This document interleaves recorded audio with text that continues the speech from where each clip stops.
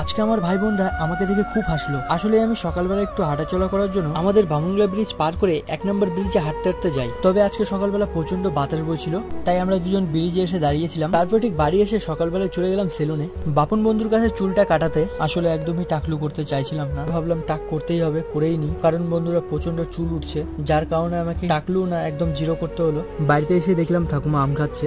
ঠাকুমাকে বললাম বাড়ির সবাই কোথায় গেছে। ঠাকুমা বললো দেখ সবাই পিসি বাড়ি গিয়ে ধান নাড়ছে। পিসি বাড়ি আসতেই টুপি খুলতেই ভাই বোনরা আমাকে দেখে খুব হাসলো। এর আগে আমাকে কখনোই এরকম ভাবে ভাই বোনরা দেখেনি, তাই ভাই বোনরা খুবই মজা পেয়েছে। পিসি বাড়িতে ঢুকেই সোজা চলে এলাম ছাদে। এসেই তো দেখলাম মা, পিসি, কাকি, বাবা সবাই মিলে একসঙ্গে কাজ করছে। আর একসঙ্গে সবাই মিলে থেকে কাজ করাটা ভীষণ মজা। আর আমরা এখনো সবাই একসাথেই আছি, ভবিষ্যতে একসাথেই থাকতে চাই। আর আমাদের ফ্যামিলি মিনি ব্লগ তোমরা দেখতে চাও কিনা অবশ্যই কিন্তু তোমরা কমেন্ট করে জানাবে। আজকে ভেবেছিলাম আমি আজকে জাম খাবো, এত পরিশ্রমের পরেও মা আমার জন্য জাম নিয়ে আসলো। এই জন্য বলে মা বাবা ছেলে মেয়ের জন্য সবকিছু করতে পারে।